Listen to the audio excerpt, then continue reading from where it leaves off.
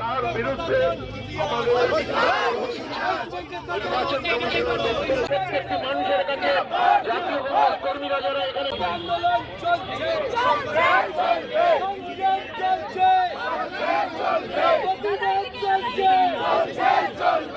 ইতিমধ্যে এসআইআর এর final list বেরিয়েছে এবং সেখানে 60 লক্ষ নাম আন্ডার কনসিডারেশনে রাখা হয়েছে এবং এই আন্ডার কনসিডারেশনের জন্য কিন্তু আজকে প্রদেশ কংগ্রেস তারা কিন্তু এসে নির্বাচন কমিশনের বাইরে বিক্ষোভ কর্মসূচি করছেন এবং তাদের একটাই দাবি যে এই যে 60 লক্ষ নাম আন্ডার কনসিডারেশনে রাখা হচ্ছে তার কি ভিত্তি এবং তার কি তাদের কি দোষ যে তাদেরকে এইরকম মানসিক চাপের মধ্যে রাখা হচ্ছে এবং তারা কোথায় যাবে কি করবে এই সমস্ত কারণেই কিন্তু তারা আজকে শুভঙ্কর সরকার সহ কংগ্রেস কর্মীরা কিন্তু এখানে এসে উপস্থিত হয়েছেন এবং তারা ধর্নায় বসে আছেন। সেই চিত্র আমার ক্যামেরা পার্সনকে একবার দেখাতে বলবো যে কংগ্রেস কিন্তু একেবারে শুভঙ্কর সরকার সহ যত কর্মী সমর্থক আছে তারা কিন্তু রীতিমতো একেবারে নির্বাচন কমিশন অফিসের সামনে উপস্থিত হয়েছেন এবং তাদের একটাই দাবি যদি সত্য এই সমস্ত নামের যে সঠিকভাবে তাদেরকে যে ভোটার নাগরিকত্ব যদি না দেওয়া হয় তাহলে কিন্তু ভোট ঘোষণা করা যাবে না, 2026-এর ভোট ঘোষণা করা যাবে না এবং এই নিয়ে কিন্তু সুপ্রিম কোর্টেও মামলা হয়েছে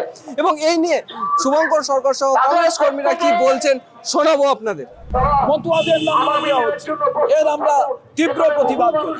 আমরা মনে করি একজনও জেনুইন ভোটারের নাম বাদ গেলে আমরা নির্বাচন মানছি না, নির্বাচন করা যাবে না। কারণ এই ভোটারদের ভোটে মুখ্যমন্ত্রী হয়েছেন, প্রধানমন্ত্রী হয়েছে, এমপি হয়েছে, এমএলএ হয়েছে। আমরা তাই গান্ধীগিরির পথে আজকে এখানে প্রতিবাদ করছি। এই যে ভোটার লিস্ট একে পুড়িয়ে আমরা এর প্রতিবাদ জানাচ্ছি। কোথায় গেল রোহিঙ্গা আপনারাই জিজ্ঞেস করুন, রোহিঙ্গার নাম বলুক। বিজেপির নেতারা মাথা হচ্ছে, তাহলে তাদের কালো কাপড় বেঁধে মুখ ঢাকা উচিত বিজেপির নেতাদের।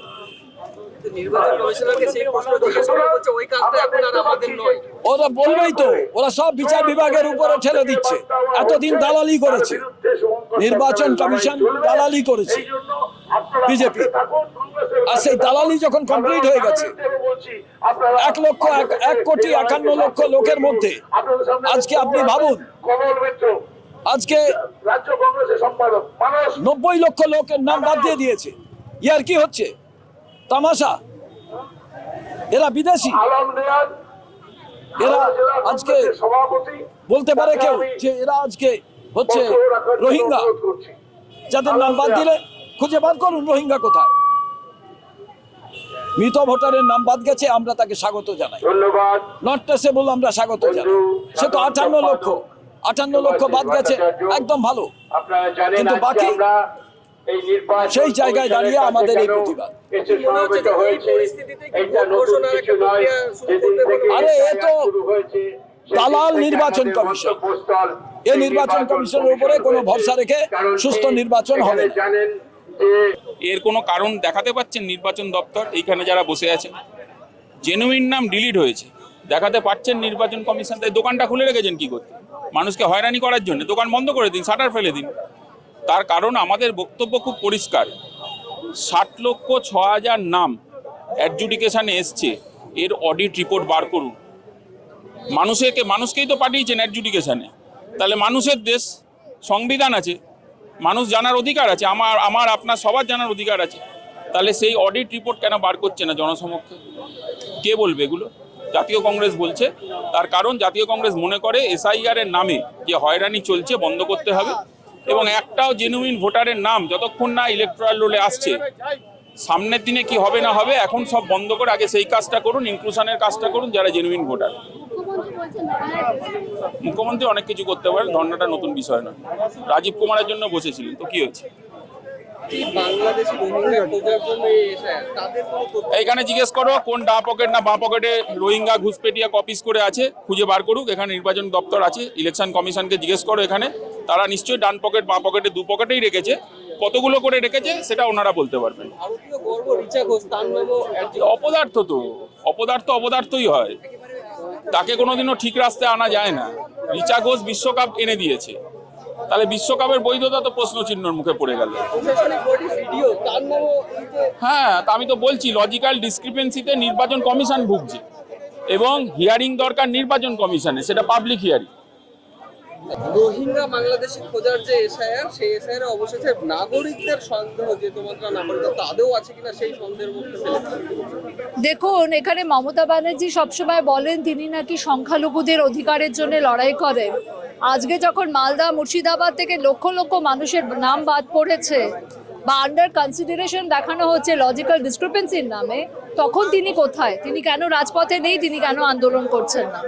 আমাদের একটা খুব সাধারণ দাবি রয়েছে যে লজিক্যাল ডিসক্রিপেন্সি, যেটা লাস্ট জুন মাসে বা সেপ্টেম্বর মাসে ইসিআই যে নির্দেশিকা এসেছিল তাতে লজিক্যাল ডিসক্রিপেন্সি নিয়ে কোনো উল্লেখ ছিল না। লজিক্যাল ডিসক্রিপেন্সিকে যোগ দেওয়া হয়েছে একটা আফটার থট হিসেবে মানুষকে হয়রানি করার জন্য। আজকে যে 60 লক্ষের মতো মানুষের নাম আন্ডার কনসিডারেশন দেওয়া হচ্ছে, তার মধ্যে প্রচুর বৈধ ভোটার্স আছে। আমরা চাই যে বৈধ ভোটার, একটাও বৈধ ভোটারের নাম যাতে ভোটার তালিকা থেকে বাদ না পড়ে। তাদের ভোটের অধিকার রক্ষার্থে আমরা আজকে আন্দোলন করতে রাজপথে নেমেছি। এবং মালদা মুর্শিদাবাদ থেকে যে ম্যাক্সিমাম লোকের নাম বাদ গেছে, এর পেছনে কিন্তু একটা কনস্পিরেসি চলছে। এই রাজ্যের মানুষকে কিভাবে হয়রানি করা যায়, এই রাজ্যের কিভাবে ডেমোগ্রাফিক বদলে দেওয়া যায়, সেটার কনস্পিরেসি করা হচ্ছে। ইলেকশন কমিশন অফ ইন্ডিয়া, আমরা পুরো ভারতবর্ষে বলে এসেছি, বিজেপির ফ্রন্টাল সেলের মতো ব্যবহৃত হচ্ছে এবং সেটার বিরুদ্ধে আমাদের আন্দোলন আগেও ছিল, আগামী দিনও থাকবে। মাননীয় শুভঙ্কর সরকারের নেতৃত্বে এই নিয়ে চতুর্থবার কিছু নির্বাচন কমিশনের দপ্তরের সামনে ধর্নায় বসবেন আমরা বিক্ষোভ প্রদর্শিত করছি। 6 তারিখ অব্দি অপেক্ষা কেন করছে? এসআইআর হয়েছে, 28 তারিখে যখন ভোটার তালিকা বেরোলো তখন উনি কেন প্রেস কনফারেন্স করলেন না? 6 তারিখ অব্দি উনি কেন অপেক্ষা করছেন? কোনদিনও কি দেখেছেন যে আমরা নির্বাচন কোনো ডেটের জন্য অপেক্ষা করব না। আমরা আগেও নির্বাচন কমিশন ঘেরাওতে এসেছিলাম, এরপরেও আসবো যতদিন না আমাদের দাবি মেনে নেওয়া হবে। লজিক্যাল ডিসক্রিপেন্সির নামে আন্ডার কনসিডারেশন কাউকে রাখা যাবে না, তাদের নাম ফাইনাল ভোটার লিস্টে অ্যাড করতে হবে। ভারতীয় গর্ব রিচার্ড আদালতেরও বেনে মনে দিয়েছে, হয়েছে তার নামও এখানে দুর্নীতি হচ্ছে। অনেক লোকের নাম এর আগে আমরা দেখেছি, অমর্ত্য সেনকেও শুনানির জন্য ডাকা হয়েছে। তো এরকম বহু জায়গায় আমরা দেখেছি, বাবার নাম চট্টোপাধ্যায়, ছেলের নাম কেন চ্যাটার্জি, বা অমিতের নাম ট্রান্সলেশন করে অমিত হয়ে গেছে, সেও লজিক্যাল ডিসক্রিপেন্সি। ফিরিয়ে দিতে হবে। তো মানুষের অধিকার নিয়ে যে ঝিনিমিনি খেলছে election commission of India, TMC যেভাবে চুপ করে সহ্য করছে, দুজনের উভয় পক্ষে সেটিং এর বিরুদ্ধে আমাদের এই আন্দোলন চলবে।